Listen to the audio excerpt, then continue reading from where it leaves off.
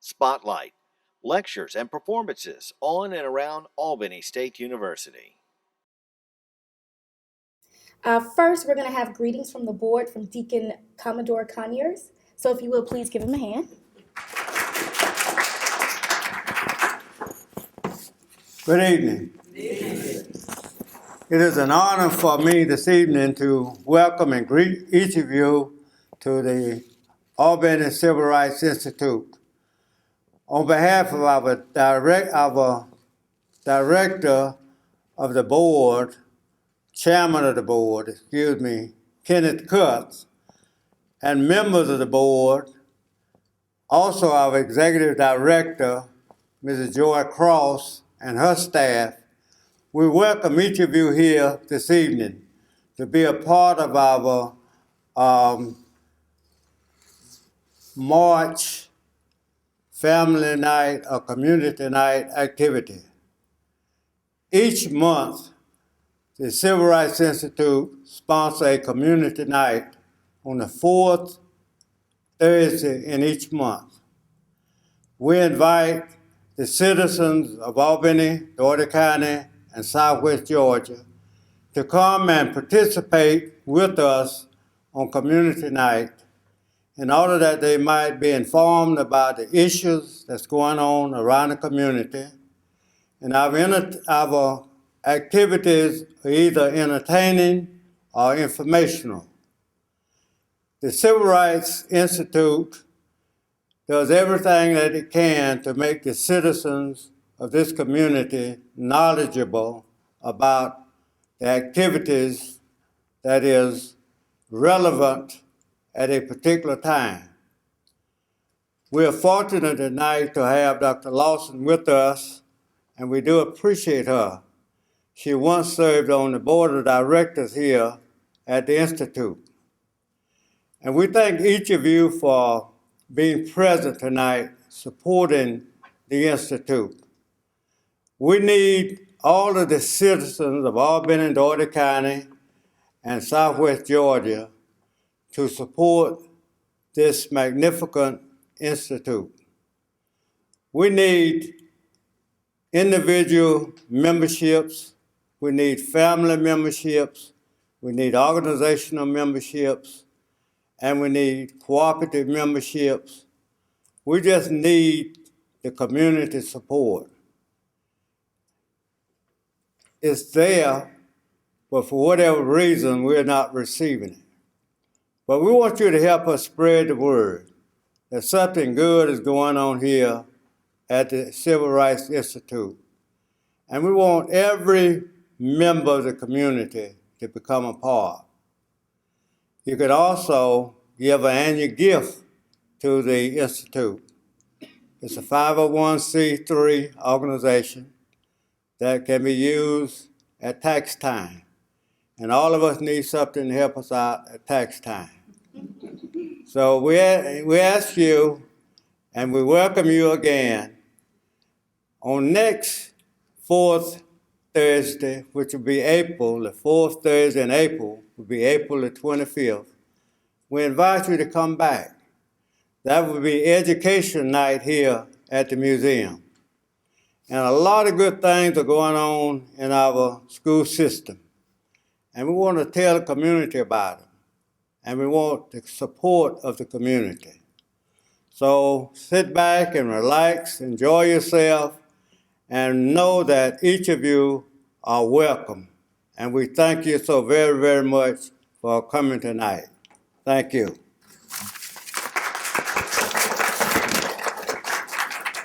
Well, that was an excellent greeting, don't you think?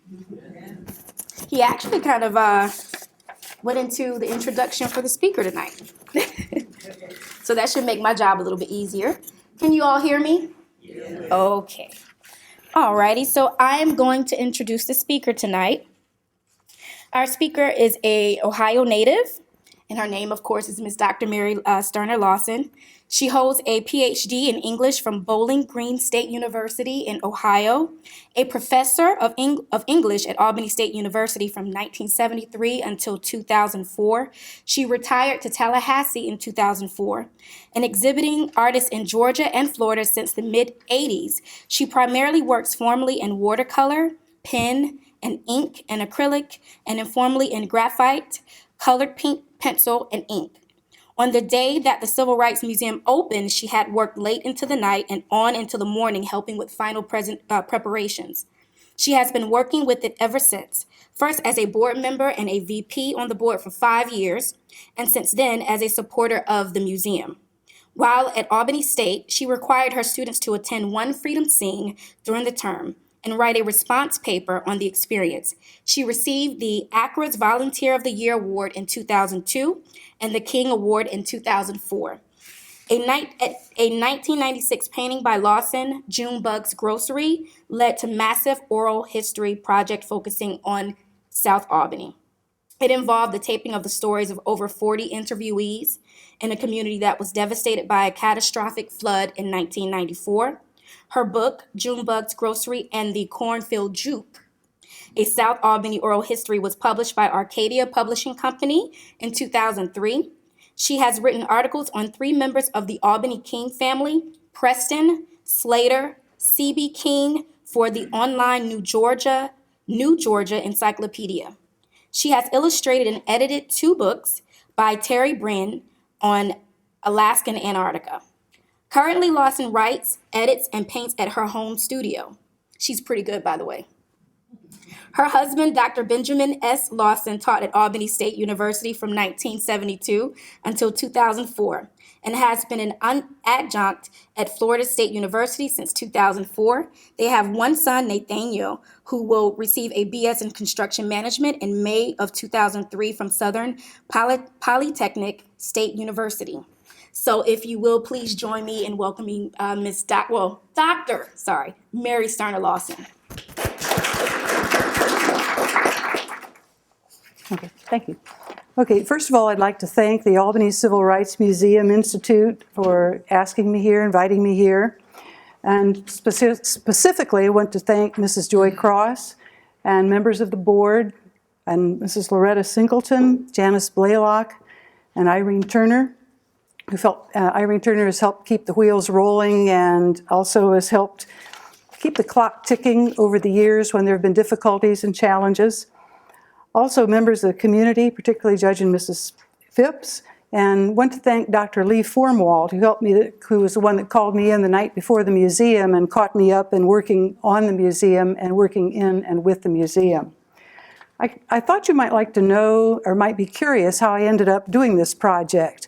And it's something that, I don't know, it might be something you might wonder how it came about. Well, when I did the articles on the 3 King men, on Slater, Preston, and C.B., I ended up finding out not only about the men, but about the women, the wind beneath the wings, as I called it, of the King men. And I decided at that time that it would be wonderful if I could do a project about the King women. So I actually wrote a proposal and talked with Preston King and Valencia King at Pascal's in Atlanta, but it didn't end up coming to fruition. And I felt guilty about that, but I thought, well, at least sometime I will get the story of Amaya King, who had been a friend of mine for over 30 years. And I didn't get moving on that right away until I found out there was going to be a conference in Atlanta. And the conference is called Times of Crisis, Times of Change, Human Stories on the Edge of Transformation. And it was given by the National Oral History Association, and it was their annual conference. And it was very competitive to manage to get to speak at it, so I didn't know if my proposal would be accepted.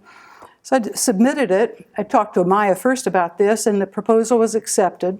And this conference was in October of 2010. So it was about June of 2010 when I made arrangements with Amaya King, who I'd known for decades. I knew her also not just through the Concert Association board that we both were on, but a little bit through St. Teresa's Catholic Church and her husband Paul. Her husband Paul is a colleague of mine. Paul had a slight injury to his foot. He couldn't necessarily be here tonight. But I've been in conversation with him over the last few weeks. Anyway, I decided to tape this and do the talk and do the presentation, which was very well received in Atlanta.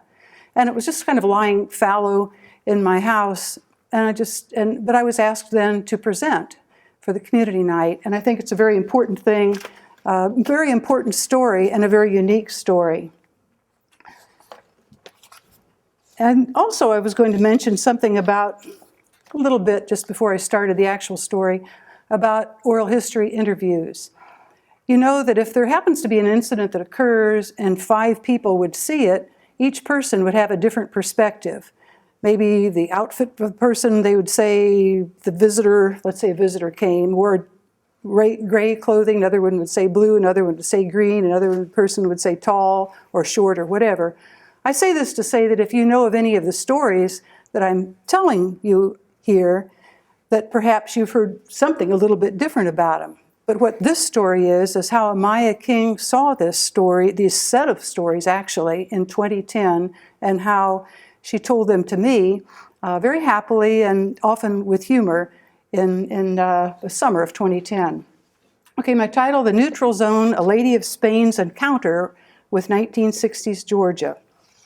And in Southwest Georgia, shortly before the enactment of the 1964 Civil Rights Act, an elegant, petite lady named Amaya King sought admission to Albany's Phoebe Putney Memorial Hospital. Word quickly reached its administrators, who called a special meeting to figure out what they would do with this soft-spoken native of Spain. They adamantly would not put her in the white section because her husband was black, and they wouldn't put her in the black section because she was white. The perturbed administrators finally came up with a solution that suited them. They placed Amaya in a hospital hallway, surrounded her with screens, and let her be treated there for the effects of a miscarriage. Well, how does a woman respond to individual circumstances like this one that place in stark relief the absurdities and injustices of the South in the 1960s? Amaya King, with a keen sense of the culture of Spain and an ever-increasing knowledge of the complexities of the deep South city called Albany, Georgia, said that she characteristically looked on it all with humor. It was also, she said, ridiculous and silly. And she gave the label, the neutral zone, to that hospital spot in which she was sequestered. Amaya's sense of humor, a defense mechanism, helped her to abide in a place where it was not only difficult, but it was often impossible to have a sense of humor about something like racial incidents, but where there were few neutral havens available to handle the 60s challenges of a biracial marriage and to endure the public and private incidents that she faced over the years. And this is extra difficult because she was embedded in the ranks of a very dynamic King family of Albany, Georgia. And then change the slide. And the King family, indeed, was a very formidable family. Her father-in-law, once coachman for Booker T. Washington, while an undergraduate at Tuskegee University, sired sons who loomed large in civil rights history. Okay. Her family included the acerbic and brilliant lawyer C.B. King, a thorn in the flesh of the Deep South's legal system, the suave and intellectual Preston, whose citizenship was revoked after an act of civil rights protest, the engaging entrepreneurial brother Slater, vice president and later president of the Albany movement, and the unpredictable Clennon, who, before he became the first black man to run for U.S. president, was committed to an insane asylum in 1950 because he applied to the University of Mississippi.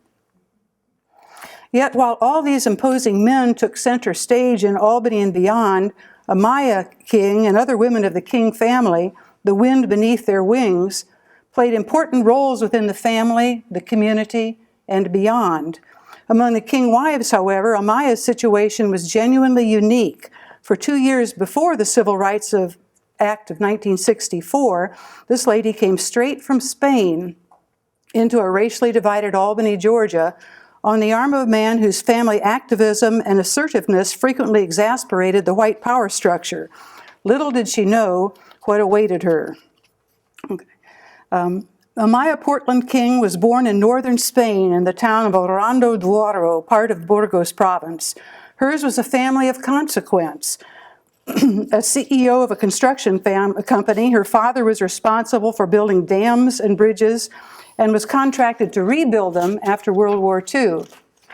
His job took the family to different locations, to the northern part in the Basque Country, to Zaragoza and Aragon. Then he was transferred to Madrid, where they lived during the remainder of Amaya's time in Spain, from middle school through her years at the Madrid Conservatory.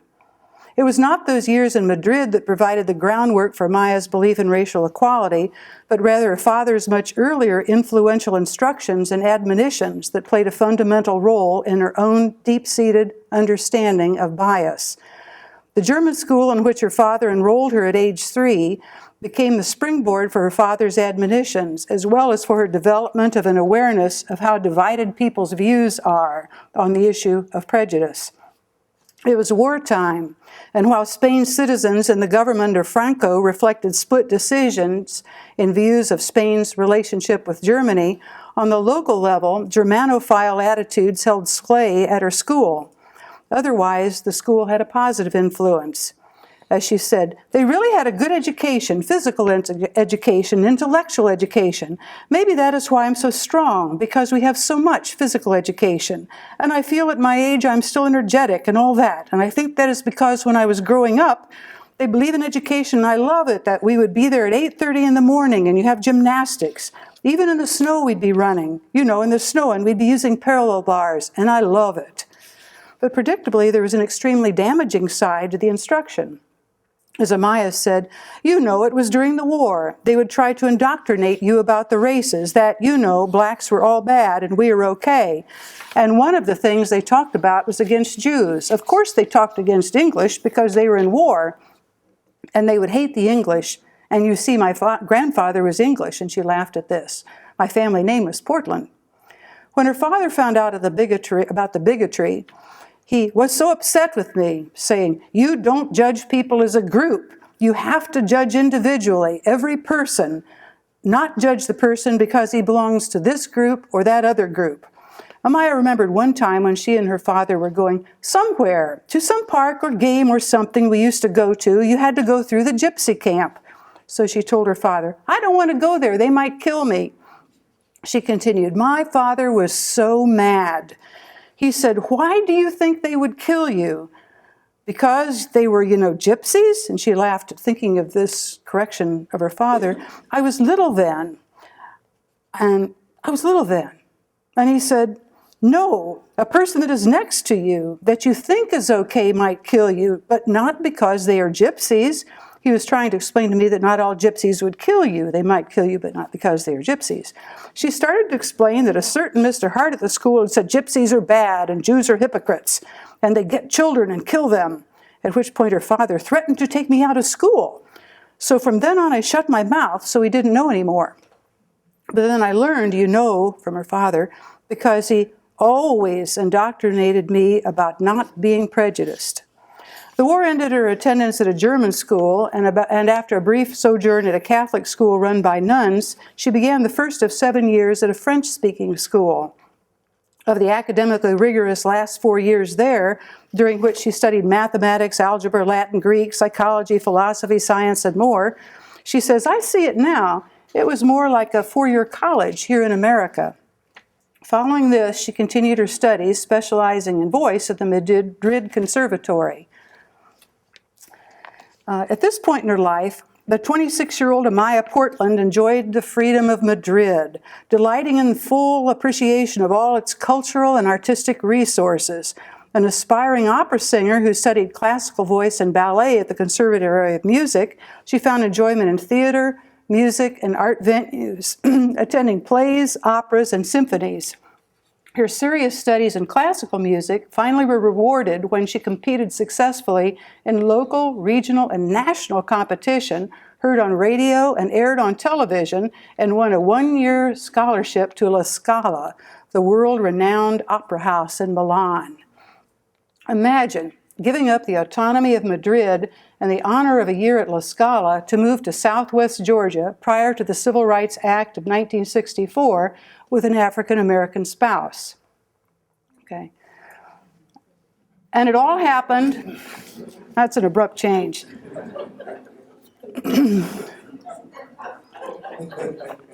Those are in our museum. That sign is in our museum here.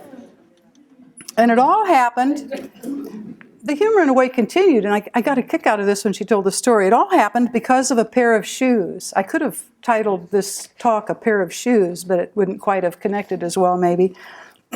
When asked how she met her husband-to-be, Paul King, she said, "Well, it is the most amazing thing. By chance, I was just trying to work on my English, so I need to go to a school or something not to forget my English, because, you know, after high school I didn't practice it, so I wanted to brush up on my languages, and I was thinking English, French, and German, because I was forgetting it. So one day, and that time you took shoes to a shoe repairman. They don't do that anymore, but at that time you would take your shoes and they would fix it. So I had some shoes that I needed to repair, so I took it to the repairman, and when I went to pick it up, he wrapped it in a newspaper. You know, that's what they used to wrap it up in, a newspaper, and I just brought it home, and when I unfolded it, there was an advertisement for a school for English, you know, like Berlitz, but it was not Berlitz, it was another. And so I thought, that's interesting. Let me go and try. And Paul was teaching there. So basically, if I didn't go to take my pair of shoes to that shoe repairman, you know, that piece of paper could go to somebody else, but it went to me. It's destiny. It's just destiny. And everything is connected, little coincidences. The alchemist talks about things like that. They determine the direction of your life, and you don't plan to, but it goes that way. But you know, that is amazing. Destiny and love trumped all. Her mother was very upset because she went through so much to the point to win that award, yet she turned down the scholarship to marry Paul. Her parents were surprised about a decision, but not, she said, about Paul being African American, because she said they were not prejudiced as to her leaving Spain. That's what I wanted to do anyway. So, nothing they could do about it. And so they married, and within 2 weeks sailed to the U.S. on a classic transatlantic vessel, the Independence. A cousin of Paul's met them in New York and was driving them in the city when he spotted Martin Luther King Jr. along the street. The cousin, Ben King, stopped and gave him a lift. It was to be the only time Amaya would see him in person. And at that time, she was not aware of the role King had played in her husband's town of Albany, Georgia, from December of '61 through July of '62. As to the nature of the environment into which she was heading, she also knew little. Asked if her husband warned her about what she was getting into, she said, not very much.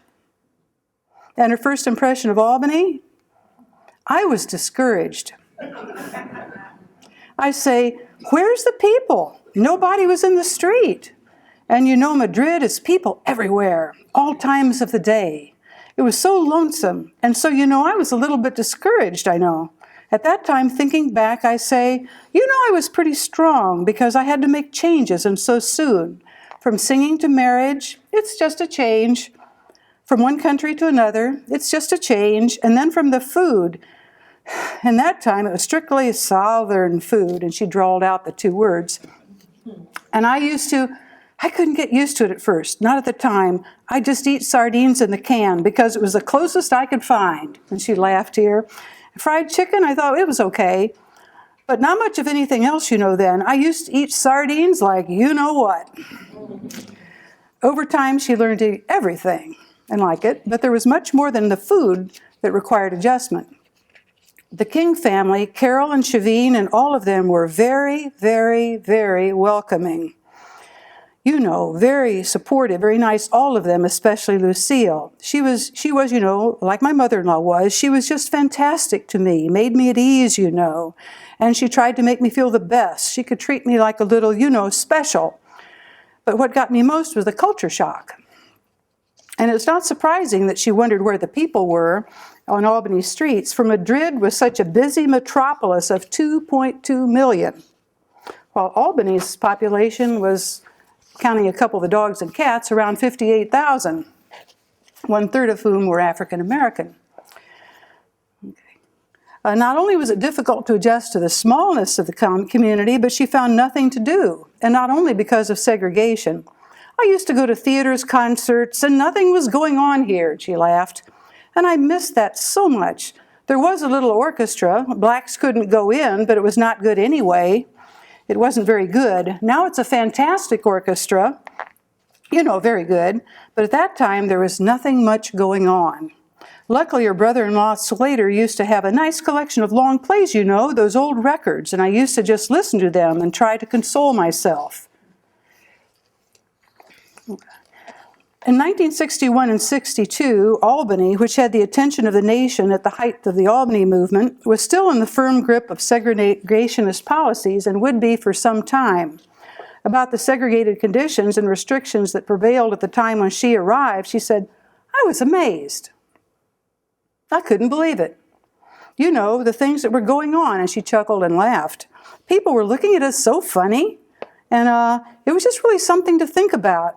No place to go, couldn't go to no restaurants, to movies, nothing, no place to go.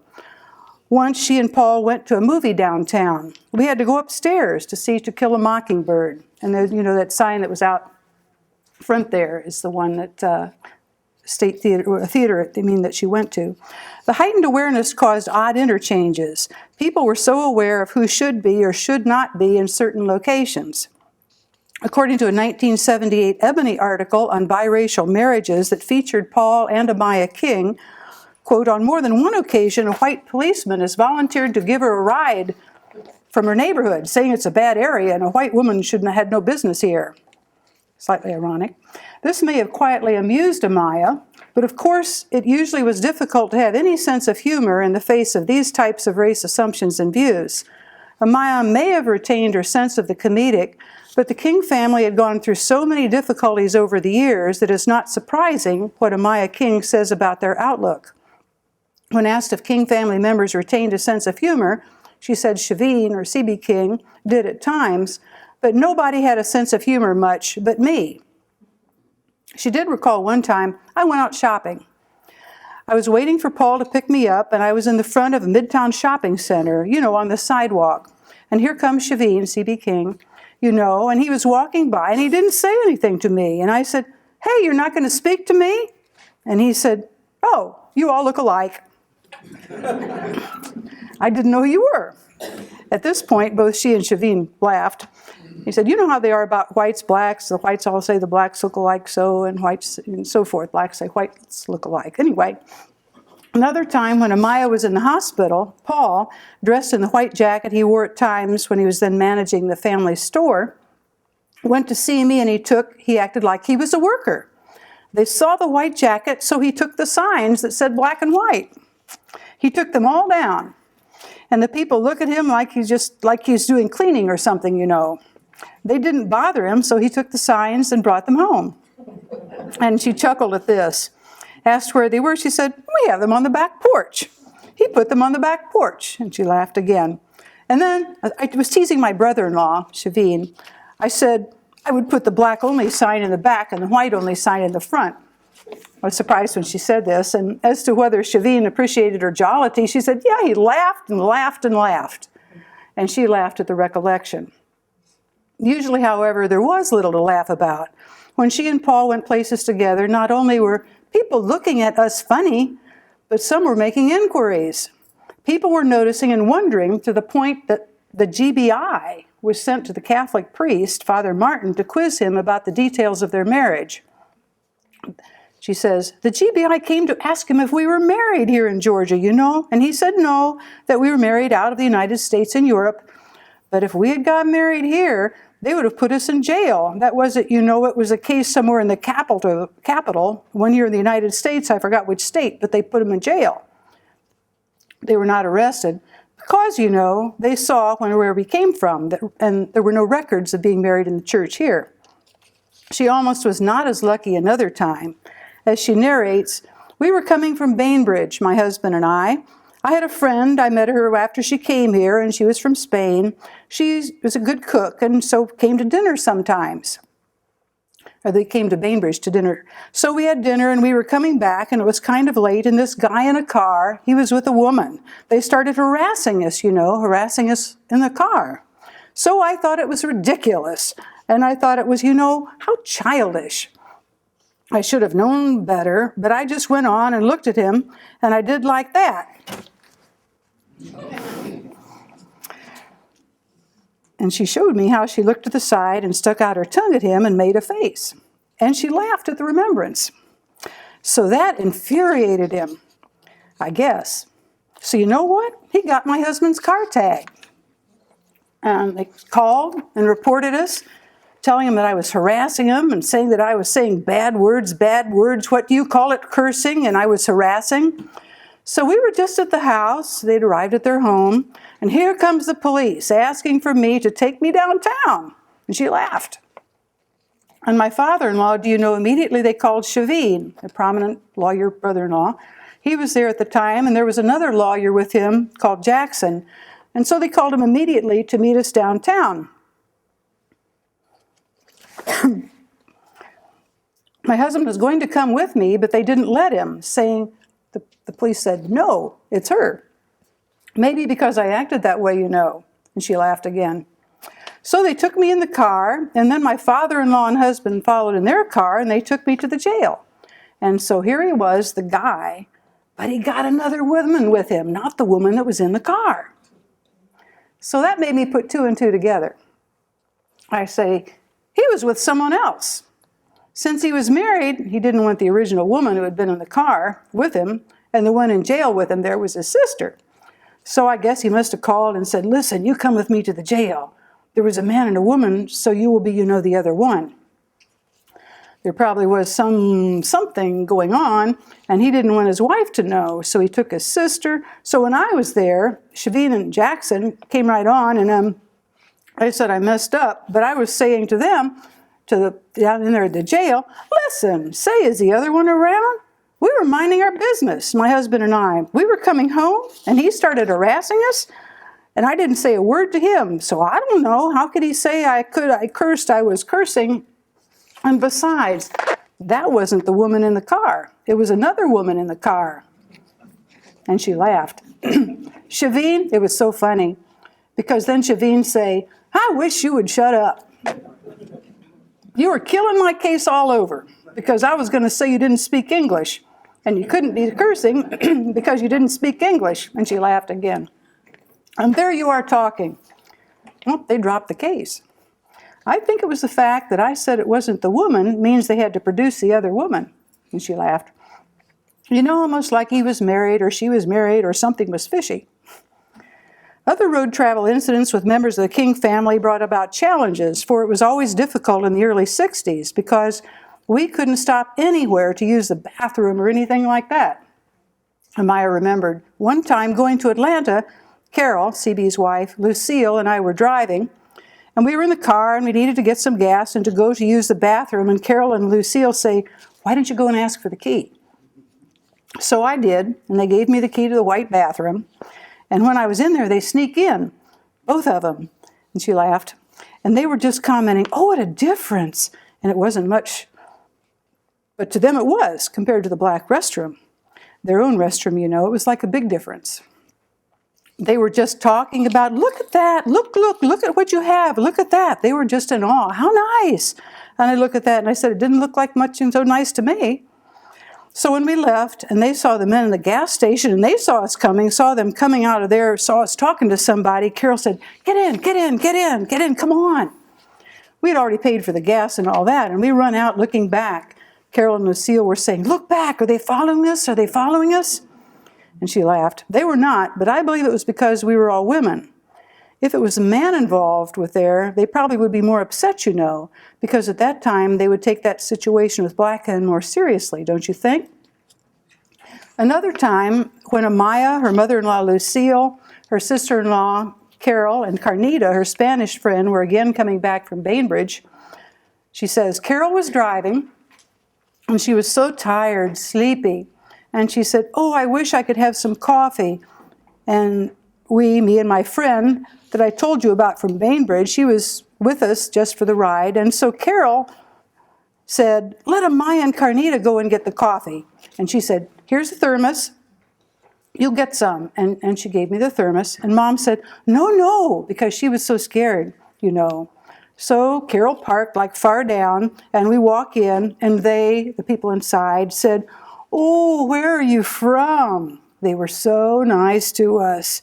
They were to Carnita and were asking questions, and they give us the coffee, and they were so very nice to us. But I remember thinking when I left, I said, look at that.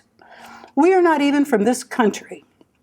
We don't pay taxes, we don't do nothing, and they are so nice to us and my sister-in-law, and she's born here, she pays taxes, and she cannot get a nasty cup of coffee. Isn't that? She said, I thought that was so terrible. That made me upset, and I say, that's bad. And she gave a gentle exasperation sound at the thought of this. Of these types of circumstances, Amaya said, it was so ridiculous, to me in my mind. So I say this is so childish. So it's just unbelievable, to say that somebody, just the skin color makes her color a lot different, all that stuff about it. To me, it was so ridiculous, In one particular setting, Amaya made her point of view in a distinctive way. I remember another occasion. The doctor's office was segregated too. So I made my point to sit on the black section. And she laughed. And the nurses they were in a great hurry for me to see the doctor. They passed me on. They say, oh, Mrs. King, you can come on in. They say, no, you're supposed to sit here with the other ladies, white ladies. I'd say, oh, I like it here. It's cooler or something. And they didn't know what to say. So they'd say, oh, Mrs. King, you can come on in now.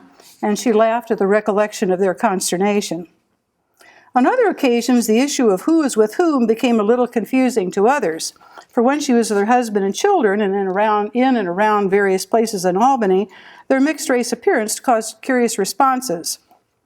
The article titled Mixed Marriage in the South that appeared in the June 1978 Ebony magazine, pages 64 to 72, which featured a section on Paul and Amaya King. And let's see. That would be the last one? Yeah, that one. Addresses this issue. Whenever he alone takes their 5 children shopping, the article said, he sometimes overhears whites wondering who the true parents are. Amaya didn't think the children themselves had problems so much. No, because my children, they were very light-skinned growing up, so they didn't look really black, But when we were with Paul, then they have a problem, and she chuckled. Paul can tell you about the situation, where he was with the children, and people were looking at him like, what are you doing with those children? Because the children were lighter than Paul, he really had a jolt one particular time. The Ebony article quotes him. When our first child was born, there was a mix-up at the hospital, he said, with a trace of laughter in his voice. I went to get my son's birth certificate and was told there was no black children born that day. They had it all wrong on the birth certificate, assuming that the father was white. The Ebony article stated that questions about his children were particularly annoying because some people think that if the father is black, the children will have all of his features. Amaya, too, experienced odd responses when with the children. One time, when she was at the downtown Albany Zoo with Makiba, her daughter, who was a little darker, this lady said, oh, what a pretty little girl. Did you adopt her? She couldn't believe that she was my daughter. And I told her, no. And the woman said, I thought she was from Hawaii. Another time, one white lady came right out and asked if I was babysitting for someone. She couldn't believe that those were my children. If white people's responses were disconcerting, so at times were the reactions of African Americans. As she recounts, one time, and coming from Europe, Paul, I went ahead of him, and I said, and I was saving the other seat for Paul. And this black couple come with her mother. And she was going to sit her mother next to me. And I said, no, I have saved this for my husband. You see, they didn't believe me because the husband and baby were at the back and they hadn't come up yet. So they figured, well, where is he? So they immediately thought that I just didn't want her to sit next to me because she was black.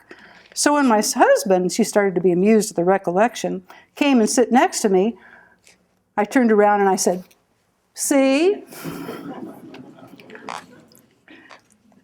But they didn't say they were sorry or anything. She had said to her mother, that she just doesn't want you to sit next to her. But the ideas that people have. They immediately assumed that I was being prejudiced. I didn't reply. when she had said to me things earlier, because I knew what was coming. You know, that gesture. When asked what effect her family situation had on her children, she responded, "I brought them up not as black and white. I say I just raised them as human beings. They just happened to have a father who was black. That's the way I see it." She reared them to think that everybody is different, and the main thing is you are a human being trying to do the best, and you happen to have black and white, which is okay, you know, and they are strong enough that they don't feel either black, black, nor white, white. They just feel as human beings, which is the way I feel. I don't care, you know. Sometimes I don't even realize I am black or white or whatever. I just talk to people. Yeah, I talk to. I don't see the color in front of me. In fact, on some of the government forms they send you sometimes to fill out, and it says you put in your race, and I don't know what they think about it, because when they say race, I put in human. And she laughed. The stories go on, but throughout, the prevailing awareness one obtained from interviewing Amaya is of the profound influence of her father's views on her, and of her living and breathing her belief in the importance of seeing people first and foremost as human beings. After talking of what she thought her children, she restated her father's teaching. "My father always used to tell me, meet the person individually, and then you make your mind up how he is, good, bad, or whatever. Don't judge him before you know that person, because he comes from this group or is a part of whatever he comes from. Don't think of him as a part of a group of this or that, like people think about a group. You know, just meet the person individually, and then you judge by the character you find in the person, not because he belongs to this group or that, or this country or that, or a country which is this way or that way. I never think that a person is bad because he comes from here or from there. Maybe the person I might not like is black, and I don't like everybody black." She laughs a little. "I think there's some black people that are not good, like there's some white people that are not any good. Oh, people who say, I like people, I say, oh, you are prejudiced." I said, people who say, I like black people, she said, oh, I say, you are prejudiced. "You like all black people?" That was prejudice. "There are some that are not good who happen to be black, but there are people that are good and happen to be black. Same thing with whites. There are white people, they are terrible. And white people, they are good. Not all. It's like when they executed that person in Oklahoma, he was a white person, and nobody say all white people are bad. But if some black people commit something like that, oh, they were those black people. They are terrible, you know. Some people think they're black. They are automatically, they're bad people. You see people making a robbery, they say, oh, you have to be careful. Blacks, you know, they are terrible. There are white people committing robberies, but do they say all white people are bad? No.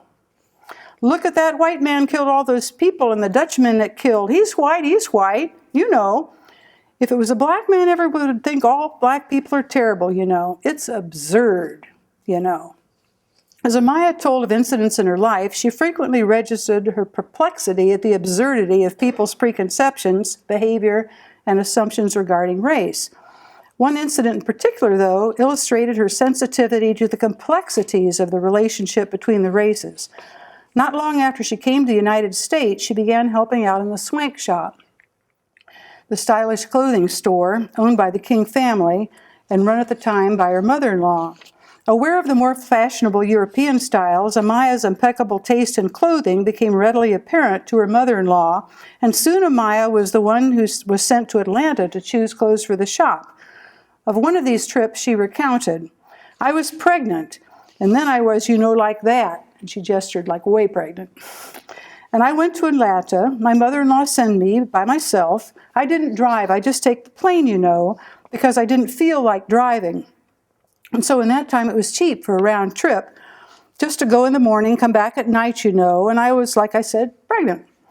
Coming when I was in at that time, you had to go into the terminal and walk. So I was coming out of the plane, and on my way out to the terminal, it was kind of wet, and I slipped. My feet slipped, and I fell backwards, like that.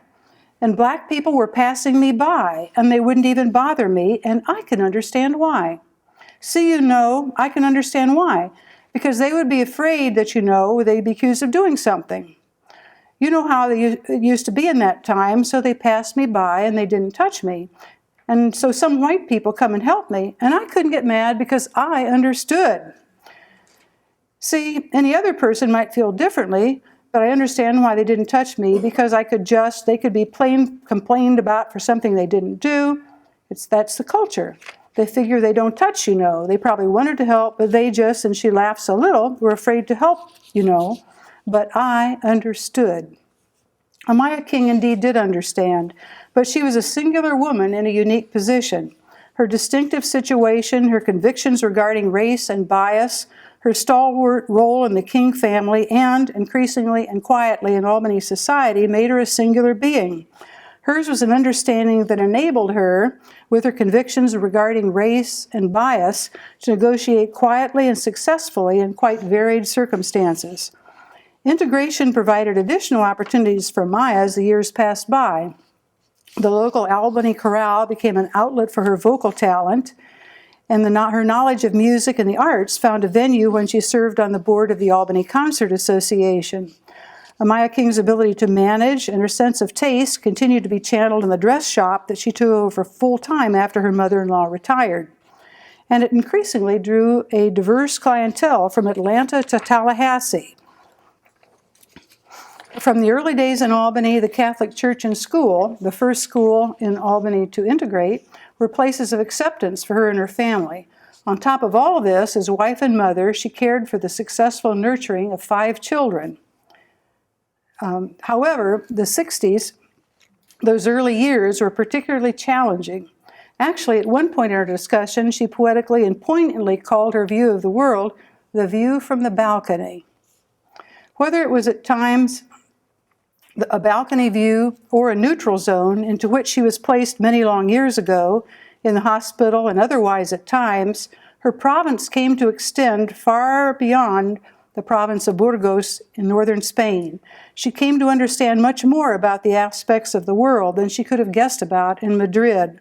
Taking the long view of her experiences, however, beginning from those early days, she concluded, saying, "In Spain, I didn't know nothing.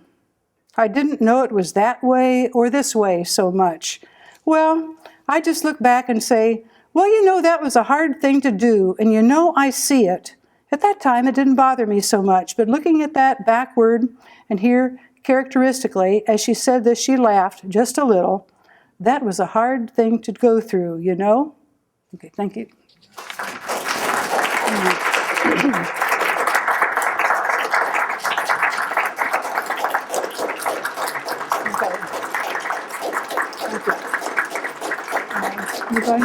I guess I'd like to share something with you, and that's a handout on developing a family history, developing a history.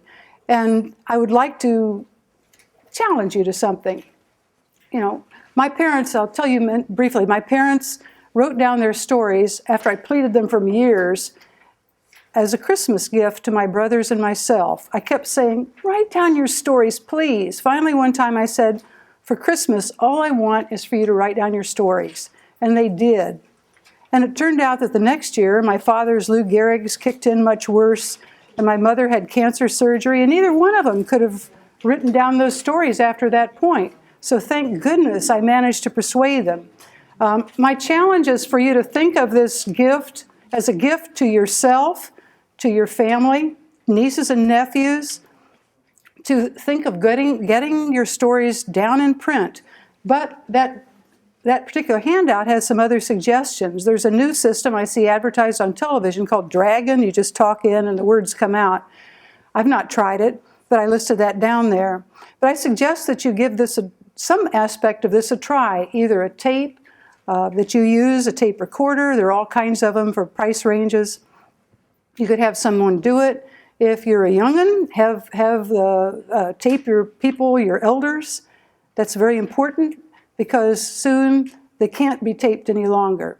If you don't remember stories very well about your aunts and uncles and grandparents and great-grandparents, you remember better than your children and grandchildren and better than time 3 or 4 generations down when all of them are gone. So write those stories down and make sure that they're recorded, because no matter what your story is, it's a part of history. I think this is an important part of history, a unique one, a bicultural perspective of history and of history in Albany. But your story is just as important, and my challenge to you is to do this. And I would be willing to give my email if you have questions, or phone number if you want to call me about this or about the procedure. But please write down your stories and let yourself be a part of recorded history as well. Thank you. Do you need to grab something?